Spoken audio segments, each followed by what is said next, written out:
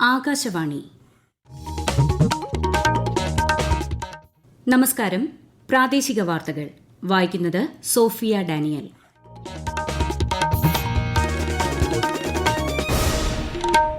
പ്രധാന വാർത്തകൾ. നാളെ ആരംഭിക്കുന്ന പാർലമെന്റിന്റെ ബജറ്റ് സമ്മേളനത്തിന് മുന്നോടിയായി കേന്ദ്ര സർക്കാർ വിളിച്ച സർവകക്ഷിയോഗം പുരോഗമിക്കുന്നു. രാഷ്ട്രപിതാവ് മഹാത്മാഗാന്ധിയുടെ 77ാമത് രക്തസാക്ഷിത്വ ദിനം ഇന്ന്. രാഷ്ട്രം മഹാത്മാവിന്റെ സ്മരണയിൽ. ഇന്ന് ദേശീയ കുഷ്ഠരോഗ നിർമ്മാർജ്ജന ദിനം. ജനങ്ങൾക്കിടയിൽ ബോധവൽക്കരണം ലക്ഷ്യമിട്ട് സംസ്ഥാന സർക്കാർ സംഘടിപ്പിക്കുന്ന അശ്വമേധം ക്യാമ്പയിന്റെ 6ാം ഘട്ടത്തിന് ഇന്ന് തുടക്കം. 30 തദ്ദേശ വാർഡുകളിലേക്ക് ഫെബ്രുവരി 24 നടക്കുന്ന ഉപതെരഞ്ഞെടുപ്പിന്റെ വിജ്ഞാപനം ഇന്ന് പുറപ്പെടുവിക്കും. സംസ്ഥാനത്ത് താപനില ഉയരാൻ സാധ്യതയുള്ളതിനാൽ ജനങ്ങൾ ജാഗ്രത പാലിക്കണമെന്ന് മുന്നറിയിപ്പ് നൽകി അധികൃതർ. 38ാമത് ദേശീയ ഗെയിംസ് ഉത്തരാഖണ്ഡിൽ പുരോഗമിക്കുന്നു. കർണാടക മുന്നിൽ. ISLൽ കേരള ബ്ലാസ്റ്റേഴ്സ് ഇന്ന് ചെന്നൈയിൻ FCയെ നേരിടും. വാർത്തകൾ വിശദമായി. നാളെ ആരംഭിക്കുന്ന പാർലമെന്റിന്റെ ബജറ്റ് സമ്മേളനത്തിന് മുന്നോടിയായി കേന്ദ്ര സർക്കാർ വിളിച്ച സർവകക്ഷിയോഗം പുരോഗമിക്കുന്നു. ഇരു സഭകളുടെയും സംയുക്ത സമ്മേളനത്തെ രാഷ്ട്രപതി ദ്രൌപദി മുർമു നാളെ അഭിസംബോധന ചെയ്യുന്നതോടെയാണ് ബജറ്റ് സമ്മേളനത്തിന് തുടക്കമാകുന്നത്. സാമ്പത്തിക സർവേ റിപ്പോർട്ട് കേന്ദ്ര ധനമന്ത്രി നിർമ്മല സീതാരാമൻ നാളെ പാർലമെന്റിന്റെ മേശപ്പുറത്ത് വയ്ക്കും. 2025-26 കേന്ദ്ര ബജറ്റ് ശനിയാഴ്ച കേന്ദ്ര ധനമന്ത്രി പാർലമെന്റിൽ അവതരിപ്പിക്കും. രാഷ്ട്രപതിയുടെ അഭിസംബോധനയിന്മേലുള്ള നന്ദിപ്രമേയം പാർലമെന്റ് തിങ്കളാഴ്ച ചർച്ച ചെയ്യും. വഖഫ് ഭേദഗതി ബിൽ 2024 സംബന്ധിച്ച പാർലമെന്റ് സംയുക്ത സമിതിയുടെ കരട് റിപ്പോർട്ട് ഇന്ന് ലോക്സഭാ സ്പീക്കർ ഓം ബിർളയ്ക്ക് സമർപ്പിക്കും. കരട് റിപ്പോർട്ട് ഇന്നലെ സമിതി അംഗീകരിച്ചിരുന്നു. ബില്ലുമായി ബന്ധപ്പെട്ട 14 വ്യവസ്ഥകളിൽ കമ്മിറ്റി ഭേദഗതികൾ അംഗീകരിച്ചതായി 31 അംഗ സമിതിയുടെ ചെയർമാൻ ജഗദാംബിക പാൽ പറഞ്ഞു. പ്രതിപക്ഷത്തിന്റെ വിയോജിപ്പോടെയാണ് കരട് റിപ്പോർട്ട് അവതരിപ്പിച്ചത്. നാഷണൽ ക്രിട്ടിക്കൽ മിനറൽ മിഷന് രൂപം നൽകാനുള്ള കേന്ദ്രമന്ത്രിസഭായോഗ തീരുമാനം ഈ മേഖലയിൽ സ്വയം പര്യാപ്തത കൈവരിക്കുന്നതിനുള്ള ഒരു പ്രധാന ചുവടുവയ്പ്പാണെന്ന് പ്രധാനമന്ത്രി നരേന്ദ്രമോദി. രാജ്യത്തിന്റെ ഹരിതോർജ്ജ സാങ്കേതികവിദ്യ, പ്രതിരോധം, പ്രധാന വ്യവസായങ്ങൾ എന്നിവയെ പ്രോത്സാഹിപ്പിക്കുന്നതിന് തീരുമാനം സഹായകമാകുമെന്നും പ്രധാനമന്ത്രി സമൂഹമാധ്യമത്തിൽ കുറിച്ചു. രാഷ്ട്രപിതാവ് മഹാത്മാഗാന്ധിയുടെ 77ാം രക്തസാക്ഷിത്വ ദിനാചരണത്തോടനുബന്ധിച്ച് രാജ്യത്ത് വിവിധ പരിപാടികൾ സംഘടിപ്പിച്ചു. 1948 ജനുവരി 30-നാണ് നാഥുറാം ഗോഡ്സെയുടെ വെടിയേറ്റ് ഗാന്ധിജി കൊല്ലപ്പെട്ടത്. ന്യൂഡൽഹിയിൽ രാജ്ഘട്ടിലെ ഗാന്ധി സമാധിയിൽ ഇന്ന് സർവ്വധർമ്മ പ്രാർത്ഥന നടന്നു. രാഷ്ട്രപതി ദ്രൌപദി മുർമു, ഉപരാഷ്ട്രപതി ജഗ്ദീപ് ധൻകർ, പ്രധാനമന്ത്രി നരേന്ദ്രമോദി, രാജ്യരക്ഷാമന്ത്രി രാജ്നാഥ് സിംഗ്, ലോക്സഭാ പ്രതിപക്ഷ നേതാവ് രാഹുൽ ഗാന്ധി തുടങ്ങിയവർ രാജ്ഘട്ടിലെത്തി മഹാത്മാഗാന്ധിക്ക് ശ്രദ്ധാഞ്ജലി അർപ്പിച്ചു. വികസിത രാജ്യമായി ഇന്ത്യയെ അതിവേഗം മാറ്റാൻ ഗാന്ധിജിയുടെ ദർശനങ്ങൾ പ്രചോദനമായെന്ന് പ്രധാനമന്ത്രി അനുസ്മരിച്ചു. രാജ്യത്തിനുവേണ്ടി ജീവൻ ബലിയർപ്പിച്ച എല്ലാ രക്തസാക്ഷികൾക്കും രക്തസാക്ഷിത്വ ദിനത്തോടനുബന്ധിച്ച് പ്രധാനമന്ത്രി ആദരാഞ്ജലി അർപ്പിച്ചു. രക്തസാക്ഷിത്വ ദിനത്തോടനുബന്ധിച്ച് മഹാത്മാഗാന്ധിയുടെ ജീവിതത്തെക്കുറിച്ചുള്ള പ്രത്യേക പ്രദർശനം journey of the Mahatma through his own documents രാജ്ഘട്ടിലുള്ള നാഷണൽ ഗാന്ധി മ്യൂസിയത്തിൽ സംഘടിപ്പിച്ചിട്ടുണ്ട്. പ്രദർശനം ഗാന്ധിജിയുടെ ചെറുമകളും നാഷണൽ ഗാന്ധി മ്യൂസിയം ചെയർപേഴ്സണുമായ താരാ ഗാന്ധി ഭട്ടാചാര്യ ഉദ്ഘാടനം ചെയ്യും. ഇന്ന് ദേശീയ കുഷ്ഠരോഗ നിർമ്മാർജ്ജന ദിനം. തുടക്കത്തിൽ രോഗനിർണയം നടത്തി കുഷ്ഠരോഗം തുടച്ചു നീക്കുകയാണ് ദിനാചരണത്തിന്റെ ലക്ഷ്യം. ഒരു റിപ്പോർട്ട്. രാഷ്ട്രപിതാവിനോടുള്ള ആദരസൂചകമായാണ് ഇന്ത്യയിൽ ദേശീയ കുഷ്ഠരോഗ നിർമ്മാർജ്ജന ദിനം ആചരിക്കുന്നത്. ദിനാചരണത്തോടനുബന്ധിച്ച് രാജ്യമെമ്പാടും നിരവധി ബോധവൽക്കരണ പരിപാടികൾ സംഘടിപ്പിച്ചിട്ടുണ്ട്.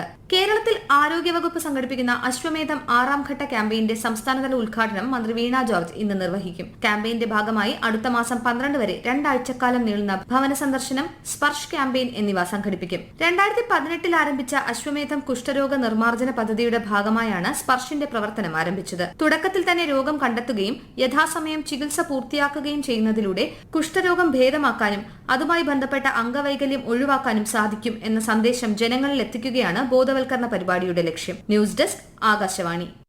സംസ്ഥാനത്ത് 30 തദ്ദേശ വാർഡുകളിലേക്ക് ഫെബ്രുവരി 24 നടക്കുന്ന ഉപതെരഞ്ഞെടുപ്പിന്റെ വിജ്ഞാപനം ഇന്ന് പുറപ്പെടുവിക്കും. തിരുവനന്തപുരം കോർപ്പറേഷനിലെ ശ്രീവരാഹം വാർഡ്, കൊട്ടാരക്കര, പത്തനംതിട്ട, മൂവാറ്റുപുഴ മുനിസിപ്പാലിറ്റികളിലെ ഓരോ വാർഡുകൾ, 2 ബ്ലോക്ക് പഞ്ചായത്ത് വാർഡുകൾ, 24 ഗ്രാമപഞ്ചായത്ത് വാർഡുകൾ എന്നിവിടങ്ങളിലാണ് ഉപതെരഞ്ഞെടുപ്പ്. അടുത്ത മാസം 6 വരെ നാമനിർദ്ദേശ പത്രിക സമർപ്പിക്കാം. ഫെബ്രുവരി 25-നാണ് വോട്ടെണ്ണൽ. കുംഭമേളയ്ക്കിടെ തിക്കിലും തിരക്കിലും അപകടമുണ്ടായ സാഹചര്യത്തിൽ സുരക്ഷാ ക്രമീകരണങ്ങൾ അവലോകനം ചെയ്യുന്നതിനായി ഉത്തർപ്രദേശ് ചീഫ് സെക്രട്ടറിയും പോലീസ് മേധാവിയും ഇന്ന് പ്രയാഗ്രാജ് സന്ദർശിക്കും. സംഭവത്തിൽ 30 തീർത്ഥാടകർക്ക് ജീവൻ നഷ്ടപ്പെടുകയും 60 പേർക്ക് പരിക്കേൽക്കുകയും ചെയ്തു. സ്ഥിതിഗതികൾ വിലയിരുത്തി റിപ്പോർട്ട് സമർപ്പിക്കാൻ മുഖ്യമന്ത്രി യോഗി ആദിത്യനാഥ് ചീഫ് സെക്രട്ടറിക്കും DGPക്കും നിർദ്ദേശം നൽകിയിരുന്നു. ഗവേഷണങ്ങൾക്ക് അന്താരാഷ്ട്ര നിലവാരത്തോടെ കൂടുതൽ സൌകര്യങ്ങൾ ഒരുക്കാൻ സംസ്ഥാന ഉന്നത വിദ്യാഭ്യാസ കൌൺസിൽ നടപ്പിലാക്കുന്ന 2 മികവിന്റെ കേന്ദ്രങ്ങൾക്ക് ഇന്ന് തുടക്കമാകും.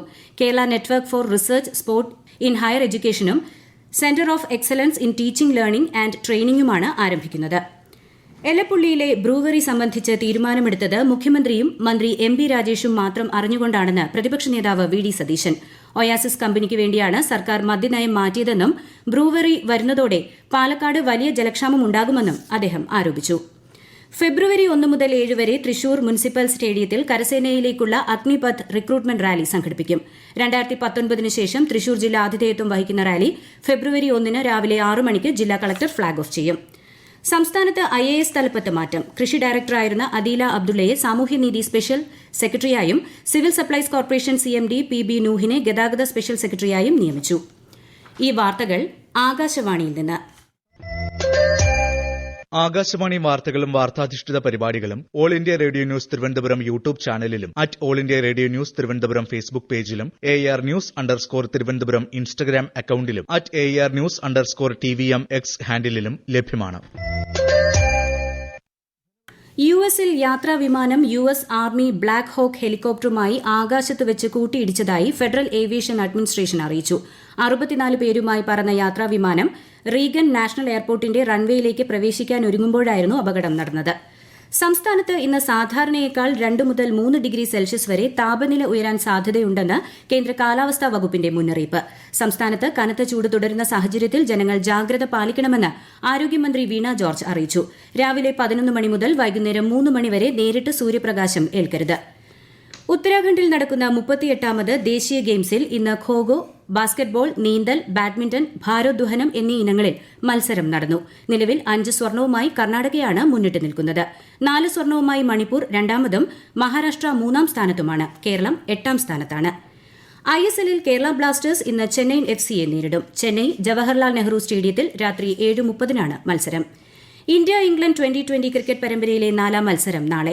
പൂനെയിലെ മഹാരാഷ്ട്ര ക്രിക്കറ്റ് അസോസിയേഷൻ സ്റ്റേഡിയത്തിൽ രാത്രി 7 മണിക്കാണ് മത്സരം. ICC Under-19 വനിതാ 2020 ക്രിക്കറ്റ് ലോകകപ്പ് സെമി ഫൈനൽ നാളെ. ഇന്ത്യ ഇംഗ്ലണ്ട് മത്സരം ക്വാലാലംപൂരിലാണ് നടക്കുന്നത്.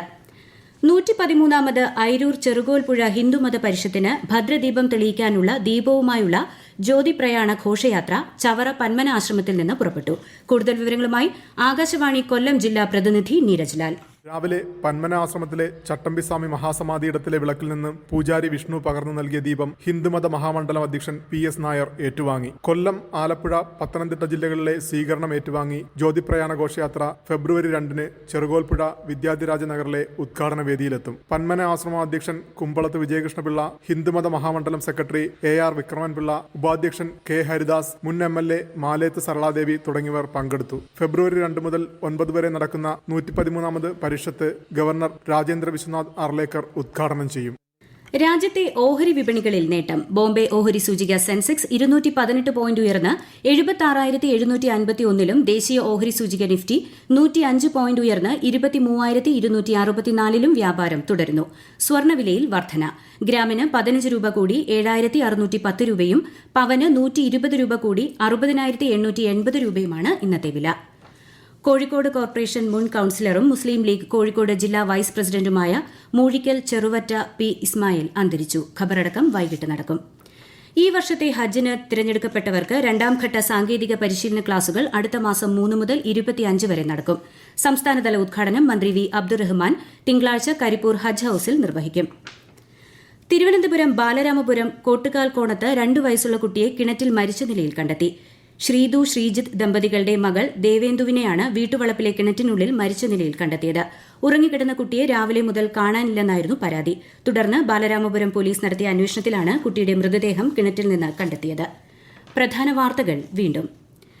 നാളെ ആരംഭിക്കുന്ന പാർലമെന്റിന്റെ ബജറ്റ് സമ്മേളനത്തിന് മുന്നോടിയായി കേന്ദ്ര സർക്കാർ വിളിച്ച സർവകക്ഷിയോഗം പുരോഗമിക്കുന്നു. രാഷ്ട്രപിതാവ് മഹാത്മാഗാന്ധിയുടെ 77ാമത് രക്തസാക്ഷിത്വ ദിനം ഇന്ന്. രാഷ്ട്രം മഹാത്മാവിന്റെ സ്മരണയിൽ. ഇന്ന് ദേശീയ കുഷ്ഠരോഗ നിർമ്മാർജ്ജന ദിനം.